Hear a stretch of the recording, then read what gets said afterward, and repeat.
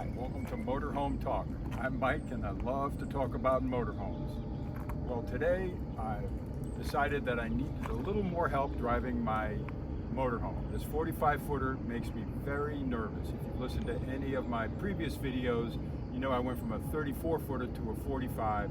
And although I haven't had any trouble, there are areas that make me very, very nervous. So what I did was I had previously taken the RV driving course and it was very good. But the instructors are probably about 4 hours away that I would have had to go to. So I decided to look around here where I'm visiting my daughter in Mississippi. And I found an instructor that teaches at the Meridian Community College in Meridian. And I called him. So I called him, his name's Jimmy Rigdon, and we had a great talk on the phone. We ended up setting up a date where he could come over and just kind of guide me through some driving tips. So he's coming over today to help me learn some little tricks. And if you'll notice down here, we'll go down here and I'll show you what concerns me down the road here. Come on. This is what I'm up against when I come in my motorhome. This is a small country road. And I come down here and I try to turn in here. And my son-in-law, this is my son-in-law Matt. You might have seen him from some of my previous videos where he's come up with a lot of concoctions that help me put stuff in my motorhome. Well, Matt came up with this idea designed for a motorhome. Now, this was originally designed for my 34-foot production motorhome, but it's come in super handy for my 45-foot Newell. So Matt will explain to you why and how he set up this situation so that if you're thinking of putting in a pad or an entryway for your motorhome, this is kind of a thought process that you may want to go through. I'll turn it over to Matt so he can sort of tell you what's going on. Okay, so we designed this entrance to also line up directly with my neighbor's driveway so that the motorhome or any semis or big trucks or gooseneck trailers we have coming in can utilize the driveway as well to pull in and out of, and it sort of extends the reach. And what we did here is when we brought the fence and the entrance in, we offset the entrance something like 25 feet, maybe even 30 feet off the road. And it's I think it's a 16-foot wide entrance, which was fairly standard. But we flared it out, and the flare is not at a 45 degree, it's probably at like a 10 or 15 degree angle. It's up nicely. Yeah, and we extended the apron out, and so there's a really nice apron here. It has to be finished. The county helped us with the apron, and so they only do so much, so we have to bring in a private crew to finish it out the way we want it finished out, because you can see it's kind of sinking there. But the main entrance, it'll be done the same way as the main entrance. And so the way that this driveway was constructed was a combination of sand and clay. The clay and sand mixture was first brought in, packed really hard with a bulldozer. And then number 4 rock, which is a fairly large rock, that's actually what that is right there. It's fairly large, was laid down next as a base on top of the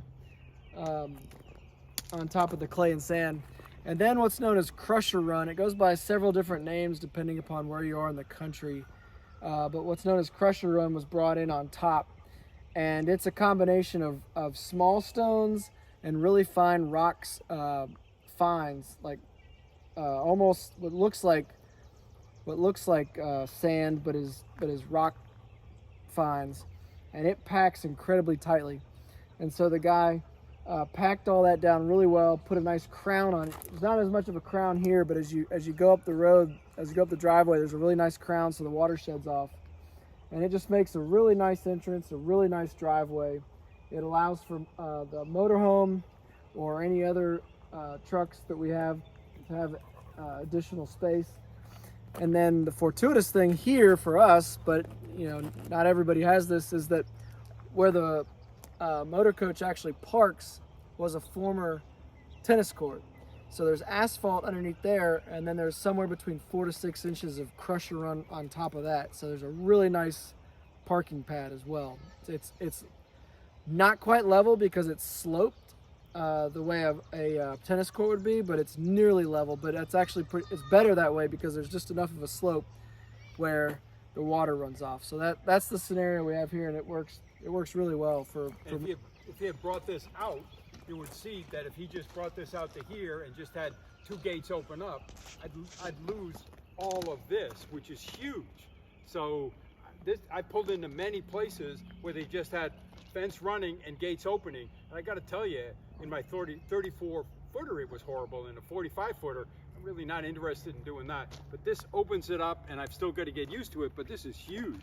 And then Matt will show you up here where the pad is. You can see the way he talked about the crown on the driveway. When you put it down, you want to crown it off. But I'll let Matt take over on that with All right, so we're up by the motorhome now, and you can look down the driveway and you see that there's a nice crown.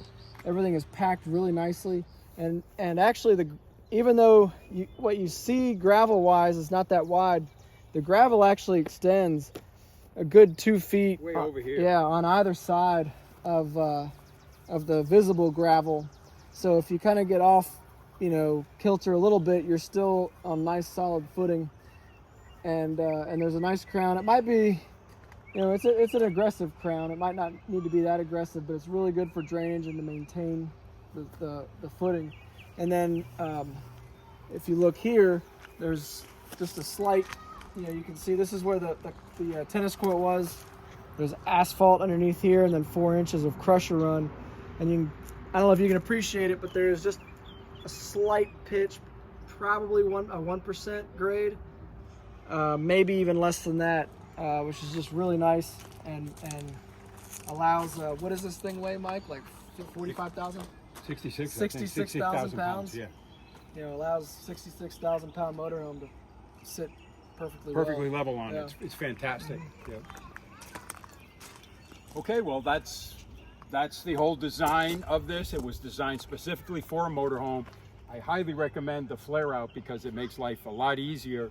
And of course, lining up with the neighbor was godsend. It was fantastic for me. So that's where we are now, and then we'll go driving shortly.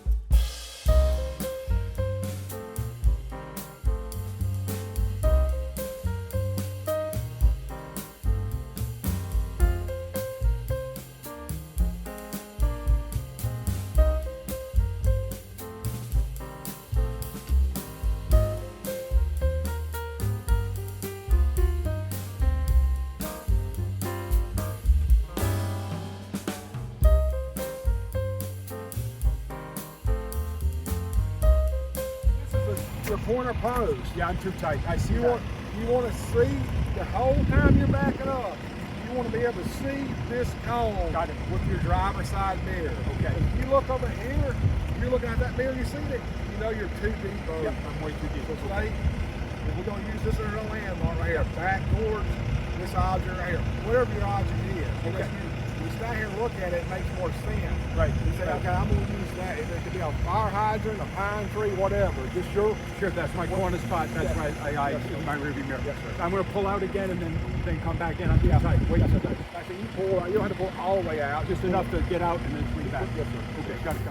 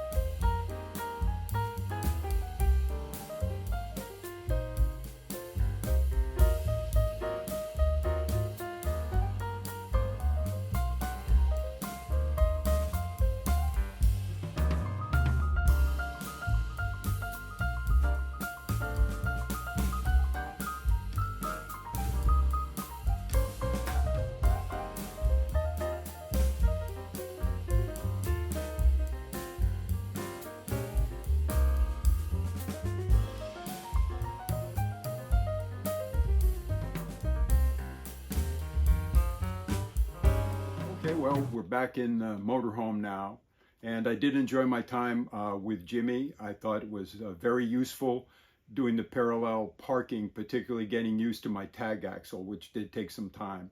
We also did some straight backing in like you do at RV campgrounds, but that was fairly straightforward, so I didn't tape any of those such things. Jimmy did have some thoughts on my driving, not many. He thought my basic skills were fine. I just needed more time behind the wheel, which is kind of what I knew. His only comments were that he thought I should use my turn signal a little sooner before I got off the interstate, which is a good idea, and to keep two hands on the wheel. He had a blowout driving a truck years ago, and that's just his thing. And I do somewhat, but the Newell drives so nicely that I got to tell you, I don't always drive with two hands on the wheel, but I'll see how that works out. The issue, it's always made me nervous with a Class A motorhome bus type, was the way the front, I'm hanging over my front wheels. And I found that videoing my approach when I was coming into park, I was very nervous from where I was sitting. I thought for sure I was going to hit the fence post pulling into my daughter's house. But on reviewing the film, I could see that I had a great deal of distance between, not a great deal, but like maybe a foot and a half or something along those lines. So I found videotaping was very helpful. I hope that this video does help someone that's planning on making an entryway and maybe a parking area for their motorhome. And also, if they're feeling a little nervous and are looking for a little more instruction, the RV driving school was very helpful. And like I did, they may want to see if their community college has a truck driving course, see if one of those instructors would come and spend some time with them. Finally, I'd like to thank Jimmy for his time and his instruction. He was a fantastic fellow to talk with, learned quite a lot from him, and he was just a really nice guy. I had a fun time with him. Okay, that's it for now. We'll see you again later. Thanks for watching. Bye.